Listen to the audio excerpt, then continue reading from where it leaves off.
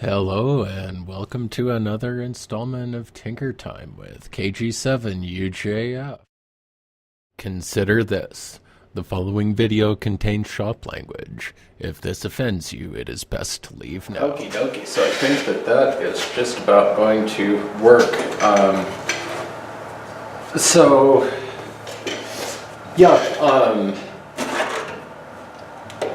I guess now is the time to kind of talk about what I would change and whether or not I would do it. So, long and short answer is, by the time it was all said and done, I spent rather close to the amount of money I would have spent to buy something manufactured. A lot of those racks that I'm seeing on eBay right now are going for like $100, somewhere in there, 120 maybe. For the non-gator casey kind of thing that I don't know how good they are, but they look like they would serve my purposes.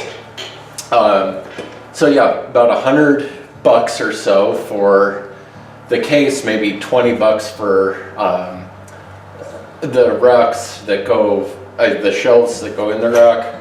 I think it'd probably be about a wash. Like I said, I think initially in the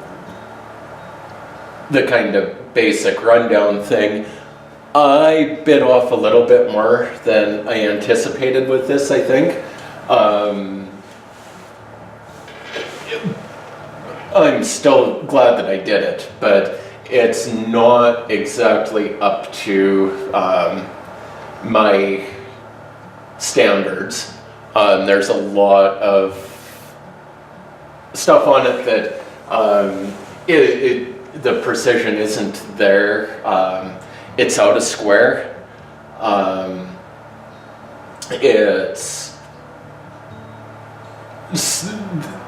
lot of the dimensions are off a little bit, which I don't think it's really visible unless you really know what to look at. But we've got a bit of a kick over to this corner from down there. It's kind of slanted on a diagonal. But I mean, it does work for my purposes. I bunged up a little bit of material when I was getting towards the end and just irritated with it.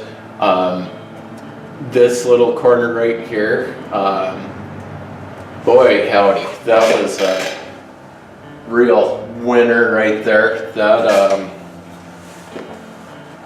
That was one of those that we thought we were going to end up going to the hospital right there. Damn, it hurt. I was putting in one of those screws. I don't have video of it because I ran out of space on the computer to hold all the video for this thing.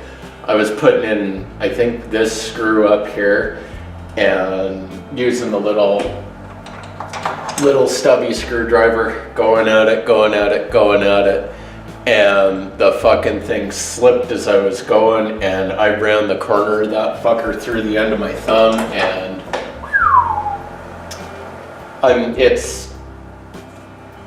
it's gonna be okay, but it was it was a son of a bitch. So simply for that, maybe,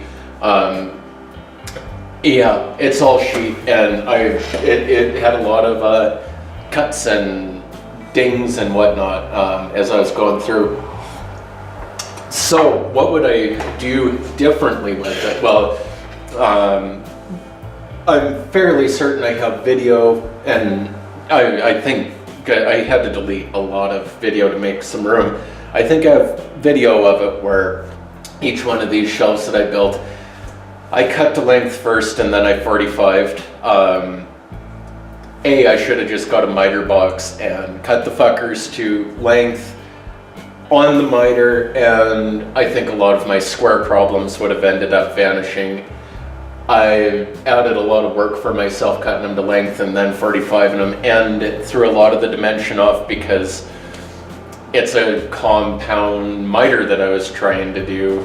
Well, no, it wasn't a compound miter, but I had two planes across the horizontal and the vertical that both required a 45 to make the angle work and to make everything match up nicely. Obviously that didn't happen with the way I did it. I filed them down to try and make it work, but that was noob mistake. The way that everything got attached like this, it's fairly clear on this top here, where there's a rail and a rail, 4 rails to make a rectangle, and then pop riveting through the top to hold everything together. Introduced a lot of weeble wobble that obviously contributed to the amount of slop in the squareness of this thing.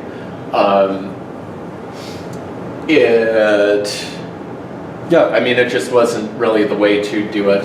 What I found at the hardware store as I was buying the last piece of metal for this was some L bracket 45 degrees.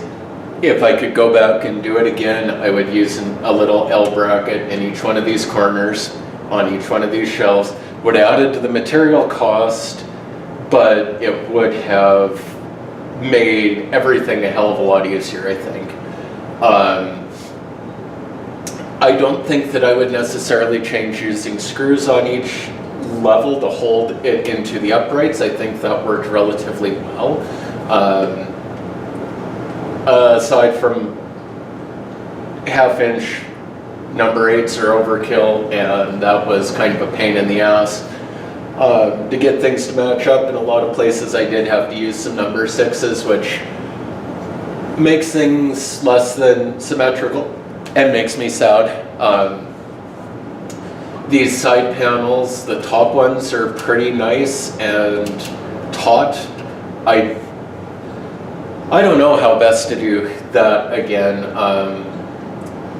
I think what I did with the top ended up working rather well, where I just put one row of screws in, machine screws to hold the top in. Then I went and inscribed the inside line all the way around, because we got out a square. It wasn't just a straight measurement, it was kittywampus. But in doing that, I was able to get these things exactly where I needed them. I wasn't trying to fight this other shelf, and I wasn't trying to fight distances quite the way that I was on the bottom ones, which are a little bit looser. Oh, that one somehow ended up outside. Well, like I said, there's a lot of things on this that aren't quite up to my desired level of fit and finish. It was an exercise, it was an experiment. If I could do it all over again, I would have saved the money that I spent on this, I think, and just bought a regular rack case and a couple racks, and from that time that was saved, I would have spent that time doing, then that money for material doing something else.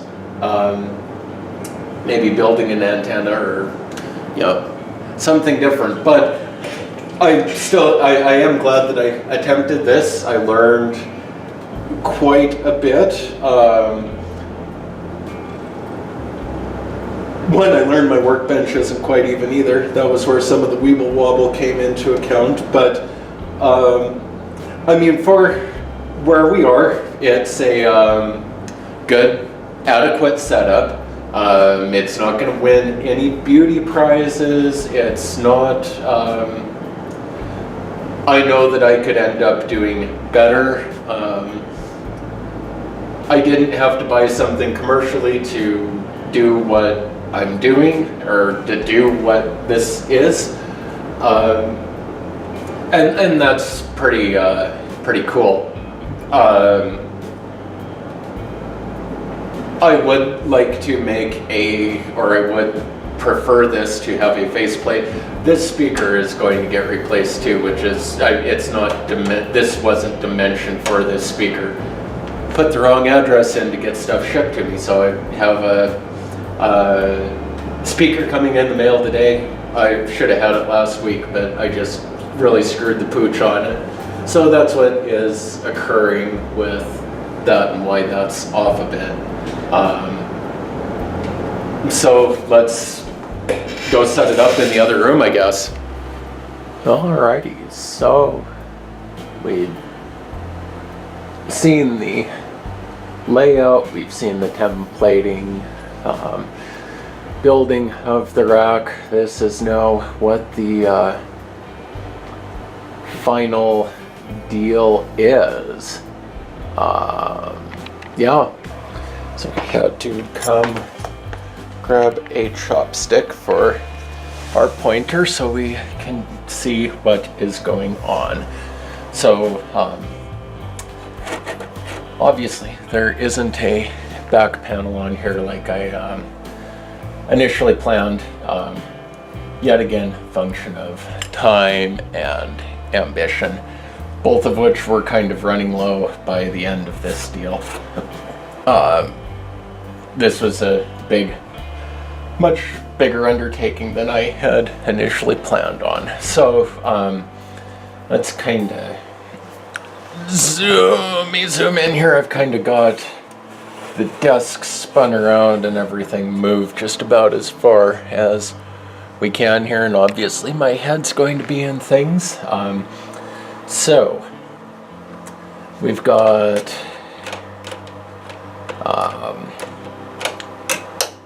all of our hookups for our speaker and the signal link kind of pulling up here.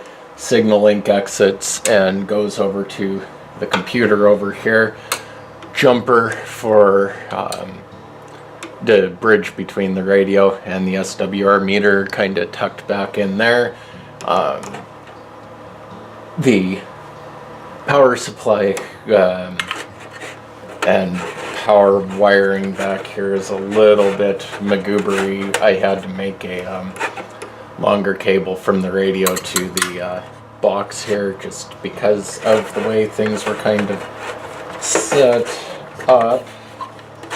Let's see, maybe that kind of works. The initial plan, of course, was to have this rig runner mounted on this plane on a back plate, but quite honestly at this point I don't think that it's really all that necessary. It'd be a bigger pain in the ass to cut access holes for all of this and make everything look nice. You know, this works well enough. You don't see the back of it. The front is really what I'm concerned about. Coax leaving here from the